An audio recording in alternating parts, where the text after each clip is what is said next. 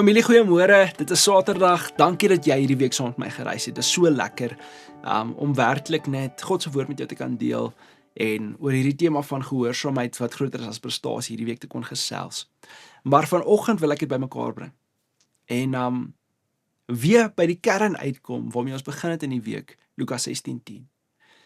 Na al die spanning, na al die wag, na al die ongemak, die volharding wat ons gister gehoor het, bly daar net een vraag oor. En dit is wat waardeer God werklik?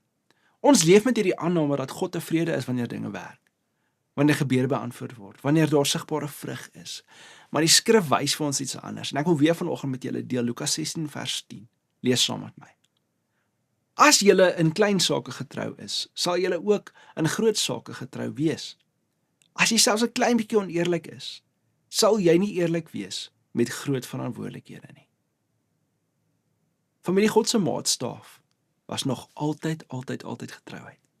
Nie hoe vinnig jy gevorder het nie, nie hoeveel jy bereik het in hierdie lewe nie, nie hoe indrukwekkend dit gelyk het terwyl jy dit gedoen het nie. Getrouheid is om te bly waar God jou geplaas het en dan te doen wat hy gevra het, ongeag die uitkoms. Soos wat ons in hierdie week gehoor het, ons raak dikwels teleurgestel in onsself, omdat ons na ons jaar kyk en dit lyk nie soos wat ons beplan het nie. Miskien het jy sekere dinge beplan en hier aan die einde van Januarie voel dit vir jou, dit gaan nooit tot vervulling kom nie. Maar God vra nie vir ons planne nie. Hy kyk net na hoe gehoorsaam is ons met wat nou in ons hande is. En wanneer God mense nie meer vertrou, is dit selde omdat hulle suksesvol was. Nee, dis omdat hulle betroubaar was. Baie gelowiges leef met skuld in hulle binneste, omdat hulle dink hulle het gefaal. Hulle het dit nie gemaak nie, hulle het misluk. Maar dalk het jy nie misluk nie. Miskien was jy getrou in 'n seisoen wat nie net sigbare vrug gedra het nie. En God sien dit. Gehoorsaamheid wat nie beloon word deur mense nie, word dikwels beloon deur God se vertroue. En ek weet nie van jou nie, maar dit is waarna ek smag. En dit is altyd meer werd as enigiets anders. So dink vandag hieroor. As God vandag my lewe moes meet, sou hy getrouheid sien. En wat sou verander as ek hierdie jaar nie meet aan sukses nie, maar net aan gehoorsaamheid? Wat sal gebeur?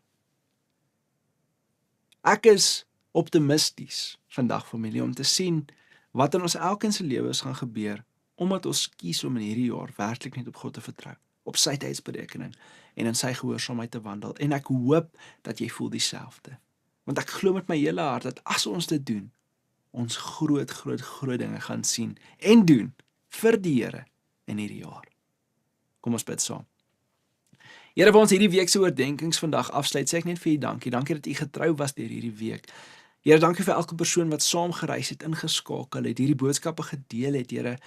Ons is besig om werklik ons aandag ten volle na u te draai, Here, en dankie dat ek weet dat u sien dit raak, en u gaan ons eer daarvoor. Maar ek bid vandag, Here, waar ons hierdie week gesels het oor gehoorsaamheid wat groter is as prestasie, mag ons in hierdie jaar wat nou voorlê, nie prestasie najaag nie, maar gehoorsaamheid, en werklik by u stil sit elke dag, en hoor wat u vir ons sê.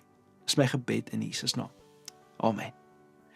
Familie, weer eens, dankie dat jy hierdie week saam met ons gereis het. Ek bid dat die Here werklik aan jou iets geopenbaar het in hierdie week.